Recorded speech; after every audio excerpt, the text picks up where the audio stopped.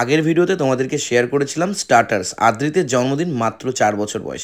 আর আজকে শেয়ার করব main course. আহা কি যে খাবার হয়েছিল, সব বিশিষ্ট মানুষদের সাথে দেখা সাক্ষাৎ হচ্ছিল, অনেকদিন পরে নাচা গানা হচ্ছিল, দাদার খিলখিল হাসি ছেড়েই বড় বউ মিলে শুরু করে দিয়েছে। আর তার সাথে ছিল নাচা গানা, মানে পুরো জমজমার ব্যাপার। তার সাথে ছবিও ব্যাপার ছিল। আরে লাভলি, গণপতি বাপ্পাকে দিয়ে শুরু করলাম আজকের ভিডিও। একদম ঝরে ঝরে চিকেনগুলো বাটার চিকেনের জন্য রেডি হচ্ছিল, আর বাবা মা দেখো আগেই দাঁড়িয়ে পড়েছে খেতে, আমাদেরকে বলেও নি। দেখো নিজের মতন টাইম মতন একদম কচি করে খাওয়া দাওয়া শুরু করে দিয়েছে। এই তো ঠিক না গুরু।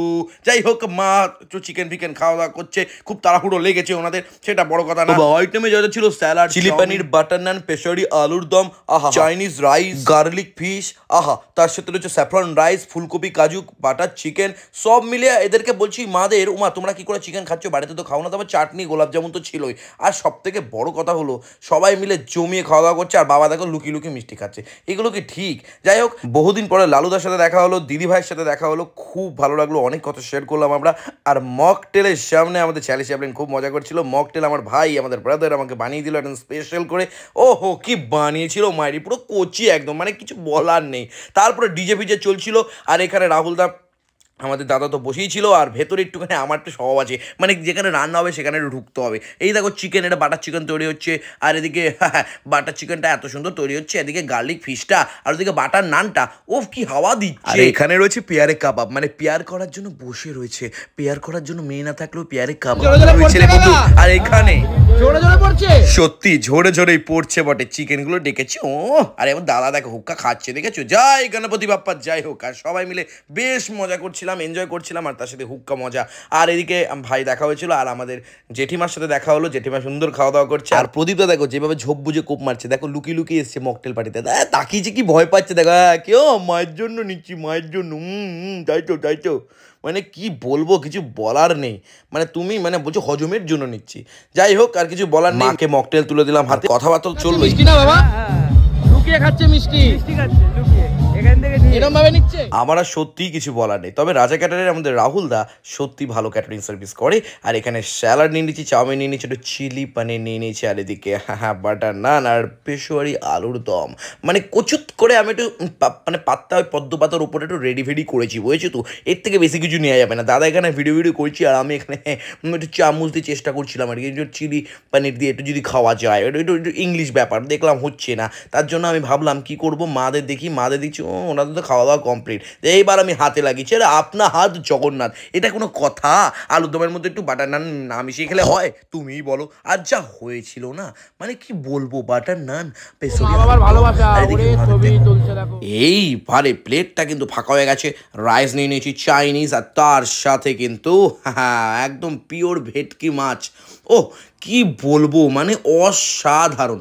এই মাছটা দিয়ে রাইসটা খেতে এত ভালো লাগছে, মানে আমি তোমাদেরকে কি বলবো, এই কম্বিনেশনটা যে কোনো মাংসকে হারাতে পারে। ও এখানে আবার চিংড়ি মাছ, ভেটকি মাছ, মানে সব মিলে জমজমাট খাবার দাবার। কি বলছো? হেসেই যাচ্ছি। আবার তারপর একটু স্যাফরন রাইস নিয়ে নিয়েছিলাম, তারপর ফুলকপি কাজু নেবো না ভেবেছি। এটা বাটার চিকেনে আগেই আমাকে আবার একটুখানি লেগ পিস দিয়েছে, আর লেগ পিসটা মুখের মধ্যে ঢোকাতেই যেন মনে হচ্ছিল ওরে কচি, কি ভালো লাগছে, পুরো একদম ব্যাপার স্যাপার। তার জন্য স্যাফরন রাইস দিয়ে একটুখানি ওই তো আর কি চিকেনটাকে নিলাম। আর চিকেনটা এত সফট ছিল সত্যি, রাহুল দা যাকে দিয়ে রান্না করেছো না গুরু, কি বলবো, মানে হেভি করেছে। মানে আমি পেটে খেতে পারছিলাম না, আমার পেটটা ভরে গেছিলো তাই। তবে তারপরে চাটনি ছিল, পাঁপড় ছিল, আমি খেলাম না চাটনি পাঁপড়। আমি কিন্তু ভেবেছিলাম একটু গোলাপ জামুন খাবো, কিন্তু সেটাও মনে চাইলো না।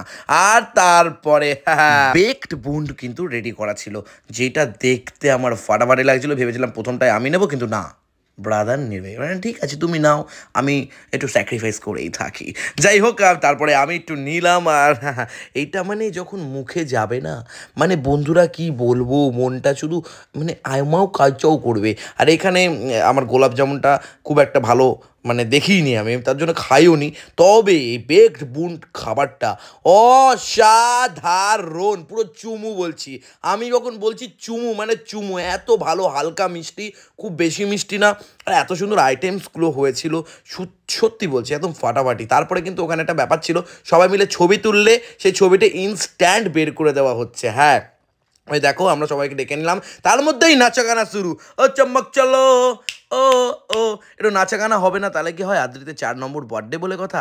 এর পরের বছর হয়তো আরও বড় করে হবে। তারপর আমার দাদা একটু খিলবিল করে নাচানাচি শুরু করেছে। ওরে কচি, একটু ভিডিও করা দরকার আছে। আরে বাবিদা, আরে নাচতে পারছি না, দেখ ভাই তোরা ছাড় আমাকে। না, তোমাকে নাচতেই হবে দাদা।